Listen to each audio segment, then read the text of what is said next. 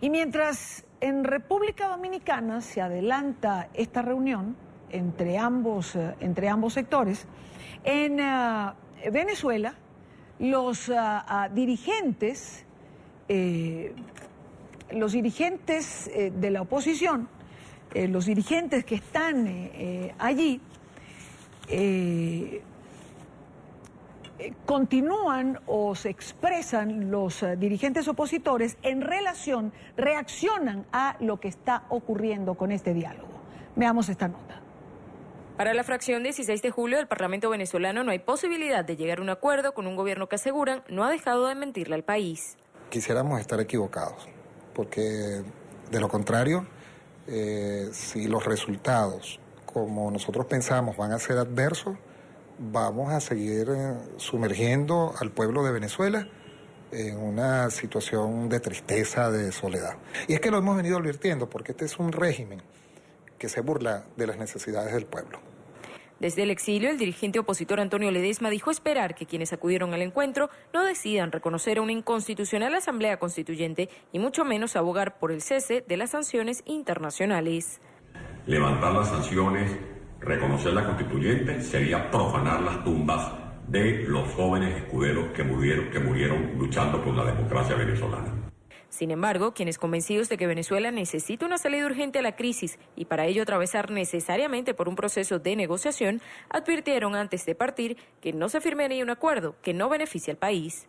Nosotros no vamos a firmar un mal acuerdo, ni un acuerdo que perjudique a los venezolanos. Nosotros tengan la tranquilidad. Preferimos decirle a todos los venezolanos no se pudo llegar a acuerdo por tal o cual posición del gobierno. La oposición sin duda acudió dividida al encuentro, que sería el cuarto intento en los últimos 4 años. Con gente mala nunca hay arreglo bueno. Por su parte, el presidente Nicolás Maduro se adjudicó el logro de haber sentado en una mesa a la oposición tras 4 meses de intensas protestas, aunque para la oposición, en cambio, fue la presión internacional lo que llevó al proceso en Dominicana. Consultamos además a los ciudadanos su opinión al respecto. Esto nos dijeron.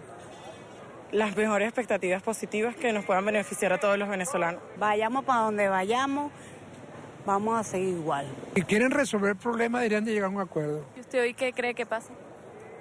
Realmente no creo que lleguen a acuerdo. La apertura de un canal humanitario, el respeto a la Asamblea Nacional, elecciones presidenciales transparentes y la liberación de los presos políticos siguen siendo las demandas de la oposición, hasta la fecha incumplidas por la administración de Nicolás Maduro.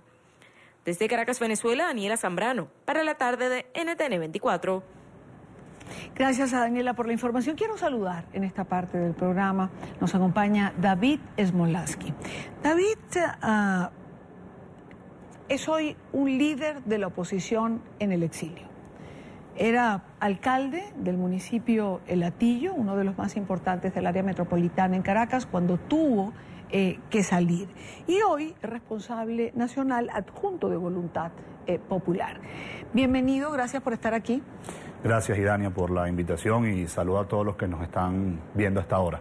Tuvimos la oportunidad de conversar cuando David llegó a Brasil, creo que fue la primera entrevista, y tuvimos la oportunidad de hablar con él en ese momento. Esa vez me entrevistaste sin barba, ya tengo barba bueno, de nuevo y ya son 2 meses en el exilio. Han pasado 2 meses y yo creo que la primera pregunta que me gustaría hacerte es, a 2 meses de estar fuera de Venezuela, a 2 meses de comenzar este exilio, ¿cómo se ve el país en la distancia? Mira, Venezuela tiene la crisis más grave del hemisferio occidental, no tengo duda al respecto, y después de conversaciones que he tenido con jefes de estados, con expresidentes, con congresistas, en multilaterales, en América Latina, en Europa y en Estados Unidos, pues muchos coinciden con esa afirmación que acabo de hacer. Lo más grave que sucede en Venezuela es que el derecho a la vida, que es lo más sagrado que tiene un ser humano, no está garantizado. Todos los días, y cuando digo todos los días es literal, mueren venezolanos por falta de comida, por falta de medicamentos, por la inseguridad, que es un tema, por cierto, que me ha sorprendido porque se debe conocer más en la comunidad internacional la inseguridad que hay en Venezuela y evidentemente la represión política. Es decir, pareciera que la muerte es una política de Estado que promueve este régimen y con eso pues ha buscado mantenerse en el poder. Por eso es que es fundamental el rol de la comunidad internacional en estos momentos para dislocar no solamente a Nicolás Maduro, sino a todos sus cómplices, que son los altos funcionarios del régimen, y de esa forma tratar de rescatar lo más pronto posible la libertad en nuestro país. Pero, digamos, el quehacer, el accionar de la comunidad internacional tiene de alguna manera que estar orquestado con el accionar de la dirigencia opositora dentro del país, y esto no siempre es así. Fíjate que yo creo que la comunidad internacional ha dado pasos muy importantes en los últimos meses. En primer lugar, hay que destacar el acuerdo de los 28 miembros de la Unión Europea para empezar a sancionar a altos funcionarios del régimen que están presuntamente involucrados en narcotráfico, que están involucrados en corrupción y que están involucrados en delitos de lesa humanidad. En segundo lugar, las sanciones que ya ha implementado el gobierno de Canadá, uno de los gobiernos líderes de América. Y además de eso, pues las sanciones que se ha implementado el gobierno de los Estados Unidos. Yo creo que eso poco a poco ha ido acorralando al régimen de Nicolás Maduro, al punto tal de que andan mendigando en República Dominicana que se les quite esas sanciones. Y además yo quiero reconocer el Grupo de Lima, del Grupo de Lima, Dani. El Grupo de Lima ha sido una de las iniciativas más importantes que ha habido en América Latina con respecto a la dictadura de Venezuela. Ahora bien, como hemos visto que Nicolás Maduro está huyendo hacia adelante, y cuando digo huyendo hacia adelante es que sigue habiendo hambruna, es que sigue habiendo falta de medicamentos, es que sigue habiendo detenciones arbitrarias, es que sigue estando esa ilícita Asamblea Nacional Constituyente, y además de eso, pues las elecciones que se han hecho son elecciones fraudulentas.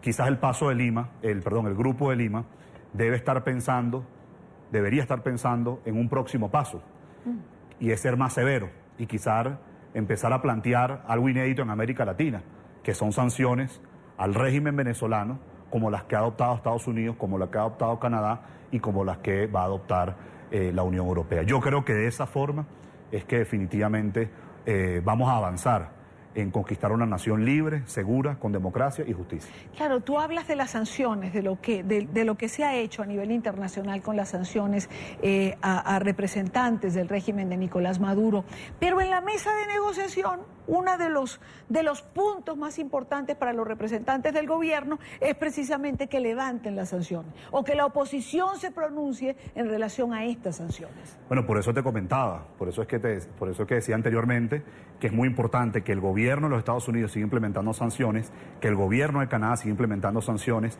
que la Unión Europea pronto pueda decir a qué altos funcionarios va a sancionar y qué tipo de sanciones va a tener, y por qué no, que el Grupo de Lima acá en América Latina empiece a pensar, empiece a discutir si también se implementan sanciones en la región, porque hay muchos altos funcionarios que se desplazan libremente por Colombia, por Brasil, por México, por Chile.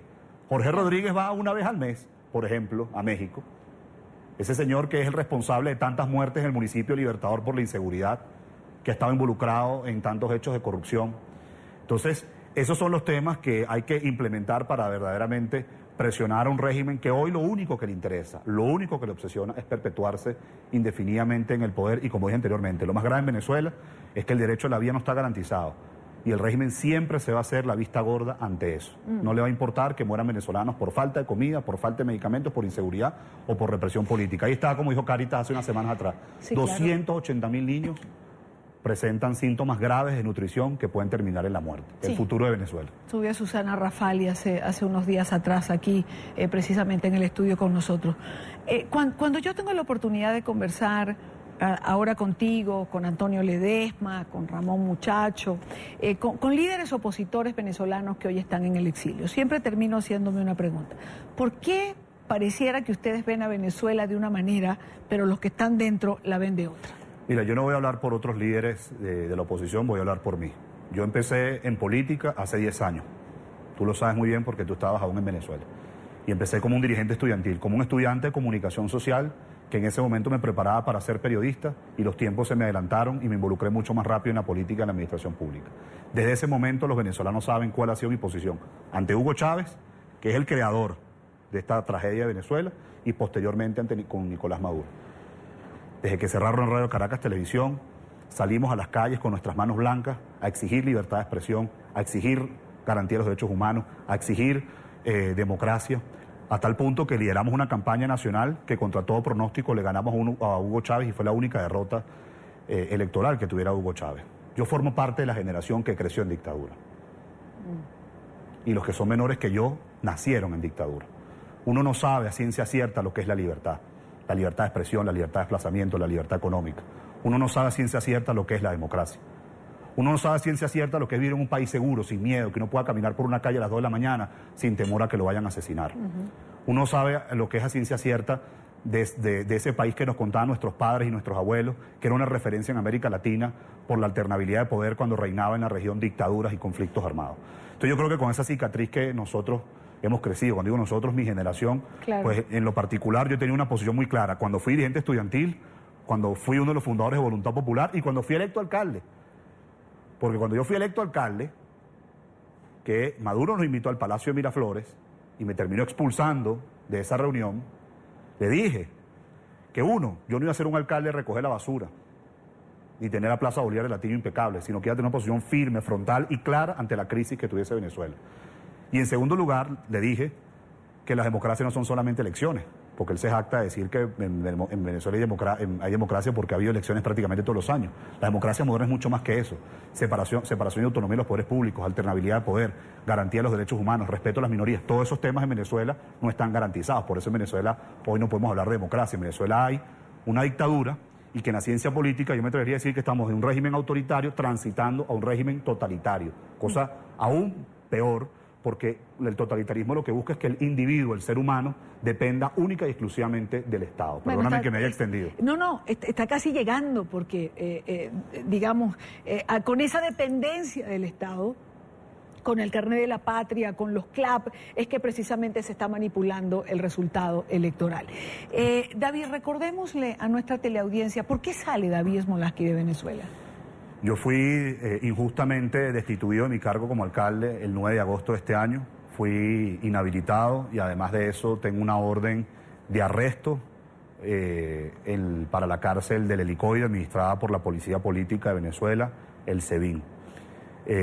Somos 13 los alcaldes destituidos, 6 han pasado por la cárcel, el resto estamos en el exilio y representamos a 10 millones de venezolanos, que no es poca cosa, porque nada más y nada menos es 1/3 de la población. Yo sabía el 9 de agosto lo que iba a suceder, yo sabía que me iban a destituir, que me iban a inhabilitar, que iban a ordenar mi arresto, y me estuve preparando, Idania, por más de 3 años para ese momento, porque vi tantos líderes, tantos amigos caer por esta dictadura. Un Daniel Ceballos que hoy sigue preso, un Alfredo Ramos que hoy está preso, un Leopoldo López que está injustamente preso, un Carlos Vecchio que está en el exilio, que yo sabía que mi número estaba, como el número de cualquier venezolano que piensa distinto, lo que varía es cuando cae la guillotina. Decidí ir a la clandestinidad, estar 35 días allí. Maduro hizo lo imposible para detenerme porque prohibieron el zarpe de cualquier embarcación. Durante esos 35 días que estuve en la clandestinidad, unos alcaldes salieron, unos magistrados salieron, Luis Ortega Díaz salió.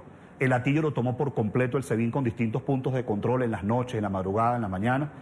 Y yo tomé la decisión de irme por Brasil después de recorrer más de 1.300 kilómetros, pasar 35 puntos de control, tenerme que afeitar la barba, colocarme unos lentes que nunca he utilizado, ponerme una boina de esas que utilizan los abuelos, y de esa forma no me reconocieron hasta que llegué a Brasil, y estaré eternamente agradecido con el ministro de Relaciones Exteriores, Aloysio Núñez, que me dijo, si usted llega a Brasil va a contar con la protección de la Policía Federal y yo lo voy a recibir en Itamaraty, y así hizo.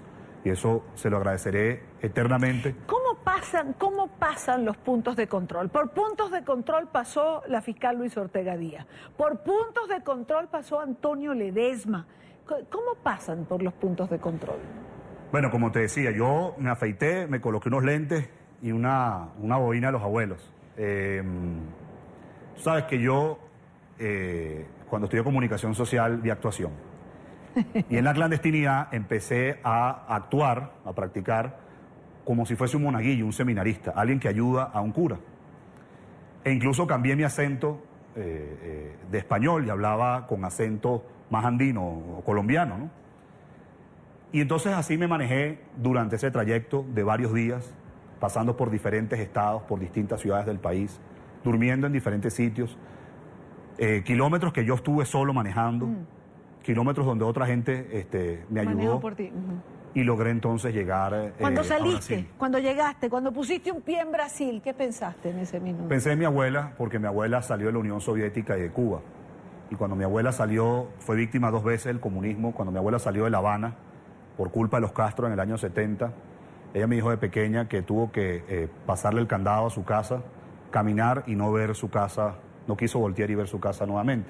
Y ella murió en Venezuela, sin poder volver a Cuba, que si bien es cierto, ella nació en Polonia, se enamoró completamente de esa isla del Caribe.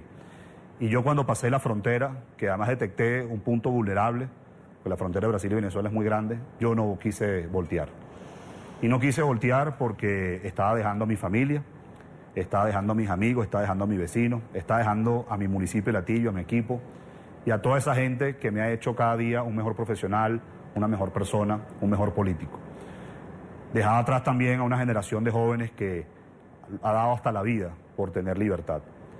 Pero al mismo tiempo no volteaba porque quería ver hacia adelante, pensando que este exilio va a ser corto, pensando de que esto forma parte de un nuevo episodio de mi carrera política, que lo debo tomar como una oportunidad para dar a conocer lo que está sucediendo en Venezuela, para ayudar a cerca de 30 millones de venezolanos que hoy están secuestrados por la crisis humanitaria, para ayudar a mis compañeros que están injustamente presos y para formarme, para seguir formándome, porque el ser humano nunca se deja de formar, para cuando haya democracia poder volver. Yo me he inspirado en muchos líderes, perdóneme que me extienda, que han estado en el exilio. Rómulo Betancourt escribió su plan de Barranquilla en el exilio. Juan Bosch, el primer presidente electo de la República Dominicana, pasó mucho tiempo en el exilio. Fernando Enrique Cardoso, el hombre del milagro económico en Brasil, también pasó unos años en el exilio. Si nos vamos más atrás, Simón Bolívar escribió la Carta de Jamaica en el exilio. Bueno, sería una osadía yo compararme con esos hombres, pero lo que yo sí puedo hacer es leer de ellos, seguir leyendo de ellos, seguir aprendiendo lo que hicieron y que eso sirva de inspiración para contribuir a rescatar la democracia y la libertad en Venezuela. Hay muchos osados en Venezuela en relación a Simón Bolívar. Me queda un minuto, David. ¿Hay esperanza? ¿Hay realmente esperanza para los venezolanos? Siempre la hay, Idania, siempre la hay. Este es un régimen que hoy se sostiene por 3 pilares: el Tribunal Supremo de Justicia, el Consejo Nacional Electoral y la Fuerza Armada. Yo de la clandestinidad me fui un día a La Carlota, un domingo por la mañana que ya había detectado que no había mucha custodia, y leí un mensaje a la Fuerza Armada Nacional. Yo no creo en el alto mando militar ni en los más de 2.000 generales, pero en los capitanes, en los mayores, en los tenientes coroneles, en los rangos bajos y medios que están padeciendo los mismos problemas los venezolanos, yo sé que hay descontento y ellos pueden contribuir a rescatar la democracia en Venezuela. Y no se trata de un golpe de Estado, porque en Venezuela hay un golpe de Estado continuado. Es que se trata que obedezcan la Constitución. Y cuando la obedezcan, se habrá acabado Nicolás Maduro. David Smolarsky, gracias por estar aquí, gracias por acompañarnos. Gracias a ti por la invitación.